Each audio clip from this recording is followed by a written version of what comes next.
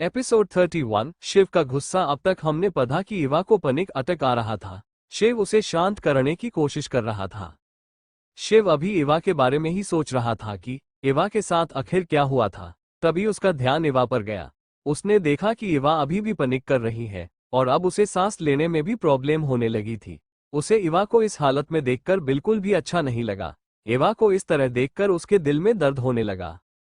शिव इवा की पीठ रब करने लगा। वो बोला, जान शांत हो जाओ, कोई भी तुम्हें हाथ नहीं लगाएगा। मैं किसी को तुम्हारे पास नहीं आने दूंगा। मैं तुम्हें प्रोटेक्ट करूंगा, कुछ नहीं होगा तुम्हें जान। मैं हूं यहाँ तुम्हारे पास। अगर किसी ने तुम्हें हाथ लगाया तो मैं उसे जान से मार दूंगा। ये कहकर उसने इवा को कस के अपने सीने से लगा लिया और उसकी पीठ की रब करने लगा ताकि इवा शांत हो सके। इवा पहले तो उसकी बाहों में छटपटा रही थी, लेकिन फिर शिव की बातों और उसके प्यार से वो थोड़ी देर बाद इवा शांत हो गई। इवा जल्द ही शिव की बाहों में फिर से सो गई। जब शिव ने इवा को शांति से सोते हुए देखा तो वो थोड़ा रिलैक्स हो गया। उसने अभी भी इवा को अपने बाहों एडजस्ट किया, फिर वो बेड से पीठ टीकाकार वैसे ही बैठा रहा। शिव एक पल के लिए भी इवा को अलग नहीं करना चाहता था। शिव को इस वक्त बिल्कुल भी नींद नहीं आ रही थी।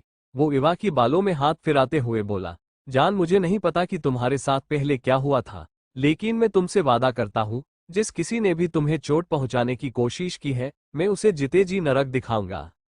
मैं उसके पूरे खानदान को बर्बाद कर दूंगा। मैं अब से तुम्हें कभी कुछ नहीं होने दूंगा। ये कहते वक्त भी उसके चेहरे पर गुस्सा था। उसका गुस्सा जरा सा भी कम नहीं हुआ था। अगर वो इस वक्त इवा के साथ नहीं होता तो न जाने उसने गुस्से में क्या कर दिया होता, लेकिन उसे पता था इस वक्त इवा को उसकी सबसे ज्यादा जरूरत थी। वो इवा को इस हालत में एक पल के लिए भी अकेला नहीं छोड़ना चाहता था। शिव पूरी रात ऐसे ही इवा को अपने बाहों में लिए बैठा रहा। जब सुबह के 5 बजे तो शिव ने इवा को नीचे बिस्तर पर अच्छे लिटाया।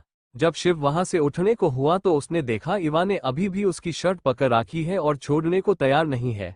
इवा की इस हरकत पर शिव के होठों पर एक हल्की मुस्कान आ गई। शिव ने इवा से कहा, जान मेरा भी तुमसे एक पल भी दूर जाने का मन नहीं कर रहा, लेकिन जाना तो होगा। अभी ये सही वक्त नहीं है, लेकिन जान वादा करता हूँ, जिस दिन तुम बड़ी हो जाओगी उस दिन से मैं तुम्हें अपना बना लूंगा। फिर कभी तुम्हें इस तरह छोड़ के नहीं जाऊंगा। जब सही वक्त आएगा तो मैं हर पल तुम्हारे साथ रहूंगा। हमारी हर सुबह हर रात एक दूसरे के साथ होगी। मैं तुमसे वादा करता हूँ जान। ये कहकर शिव ने इवा के माथे पर किस किया, फिर उसके दोनों गाल पर किस किया। फिर उसने इवा के होठों पर अपने होठ रख दिए। वो इवा को हल्के हल्के किस कर रहा था। लगभग 10 मिनट तक वो इवा को किस करता रहा। फिर जब उसे लगा कि इवा जाग जाएगी तो उसने इवा को छोड़ दिया। उसने देखा कि इवा के चेहरे पर हल्की मुस्कान थी और वो इस वक्त अपने होठों पर अपनी जीभ फेर रही थी। उसे इस तरह देखकर शिव का खुद पर से कंट्रोल खत्म होने लगा था, लेकिन उसने खुद को कंट्रोल किया। उसे पता था कि अगर उसने अभी इवा को फिर से किस किया तो वो खुद को बिल्कुल भी कंट्रोल नहीं कर पाएगा। उसने खुद को शांत किया और इवा से दूर हो गया। शिव ने इवा को अच्छे से ब्लैंकेट से कवर किया, फिर कमरे से बाहर चला गया।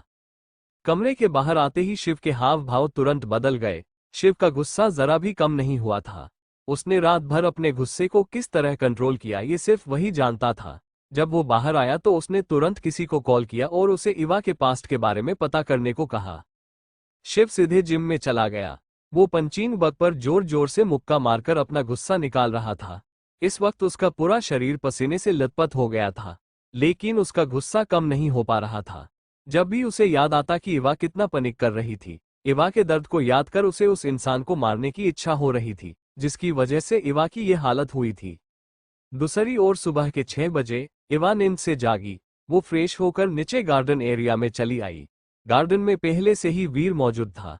इवा ने वीर को गुड मॉर्निंग विश किया। वीर ने भी उसे गुड मॉर्निंग कहा। वो दोनों बात कर ही रहे थे कि उन्होंने देखा वंश वेद के साथ ग्राउंड पर आ रहा था। वंश हमेशा की तरफ फ्रेश लग रहा था, लेकिन वेद को देखकर साफ पता चल रहा था कि उसे जबरदस्ती नींद से उठाकर लाया गया था। वेद ने जब इवा को देखा तो बोला, डॉल तुम प्लीज वंश भाई को बोलो ना, मैं अभी भी सोना चाहता हूँ। वो मुझे सोने भी नहीं देते। मुझ जैसे बच्चे पर कितना अत्याचार कर रहे हैं। ये कहकर वो वही जमीन पर बैठ गया। उसकी बात सुनकर वंश अपनी आंखें छोटी कर वेद को पुर कर देखने लगा। फिर बोला, ओ तो ठीक है, तो तुम आकर सो जाओ और हम आज का घूमने का प्लान कैंसल कर देंगे, फिर तुम दिन भर सो सकते हो। वंश की बात सुनकर वेद जल्दी से बोला, मैं तो बस मजाक कर रहा था भाई। मेरी नींद पहले से ही पूरी हो चुकी है, चलो जल्दी से ढूंढते हैं। ये बोलकर वो सबसे पहले दौड़ने लगा। बाकी सब भी उसके पीछे दौड़ने लगे। तो क्या लगता है आपको कि क्या शिव को पता चल जाएगा एवा के अतीत के बाद में? रीबर्थ, चेंज ऑफ फेट, क्या करेगा शिव शर्मा फैमिली के साथ? क्या एवा जान पाएगी शिव? हेलो दोस्तों, अगर आपको लॉन्ग स्टोरी चाहिए तो इस चैनल पर जाने और लॉन्ग स्टोरी देखें, घंटे 2 घंटे स्टोरी देखें, या डिस्क्रिप्शन में चैनल की लिंक दे दी गई है और सब्सक्राइब करें।